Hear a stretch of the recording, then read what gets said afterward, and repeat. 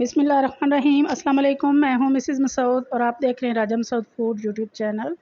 आज हम आपके साथ शेयर कर रहे हैं जी बहुत ही मज़ेदार, बहुत ही क्रिस्पी से जो है वो पोटैटो वेजिज़ की रेसिपी। बहुत ही मज़े के होते हैं और इन्हें बनाना भी बहुत ही आसान है। तो रिक्वेस्ट यही है कि वीडियो को पूरा देखिएगा, स्किप मत कीजिएगा। चैनल पर नए हैं तो प्लीज़ चैनल को सब्सक्राइब कर लें और बेल का आइकन ज़रूर दबाइएगा। तो चलिए मिल के बनाते हैं और देखते हैं कि ये मज़ेदार से क्रिस्पी से पोटैटो वेजिज़ हम कैसे बनाएंगे। तो यहाँ पे हमने सबसे पहले आलू को छील लिया है। तो पहले आलू के हम 2 पीस करेंगे, दरमियान से कट करेंगे और फिर इस तरह हम इसके 3 पीस करेंगे। अगर छोटा आलू है तो आप 4 पीसेस कर सकते हैं। और ये वेजिज़ का जो है वो ये शेप होती है। तो इस तरह हमने सारे आलूओं को काट लेना है।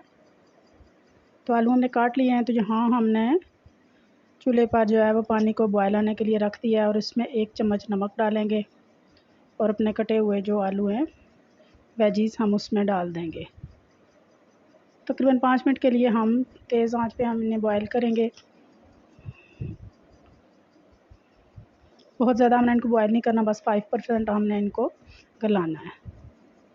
तो यहाँ पे अच्छी तरह 5 मिनट हो गए से बॉयल आते हुए। तो अभी हम इनको निकाल लेंगे।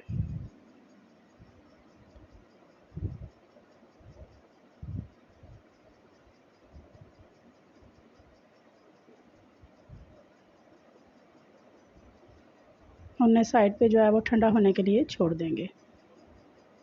तो यहाँ एक बाउल में हम डालेंगे 1/2 कप मैदा, सुरख मिर्च पाउडर डालेंगे, ज़ीरा पाउडर डालेंगे, नमक डालेंगे, गरम मसाला पाउडर डालेंगे और हल्दी डालेंगे। ड्राई स्पाइसेस हैं, मिक्स करेंगे और पानी डालकर इसका जो है वो थोड़ा थोड़ा करके हम पानी डालेंगे। पतला सा जो है वो बैटर तैयार कर लेंगे। इसको बहुत ज़्यादा थिक नहीं रखना है, इसको पतला सा जो है वो बैटर तैयार करना है हमने। कोई लम्स ना रहे, लम्स फ्री होना चाहिए हमारा बैटर। तो ये देखें माशाल्लाह से बैटर हमारा रेडी हो चुका है। तो अपने अभी हमने जो पोटैटो वेजिज़ हमने तैयार किए वो इसमें डाल देंगे। अच्छी तरह बैटर के साथ जो है मिक्स करेंगे ताकि तमाम वेजिज़ पे हमारा बैटर जो है वो कोट हो जाए।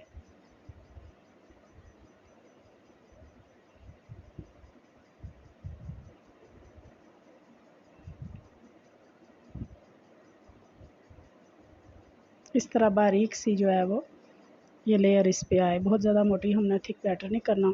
तो ऑयल को यहाँ पे हमने गर्म होने के लिए रख दिया है और एक एक वेजिज़ हम उठाकर जो है वो ऑयल में डालते जाएंगे।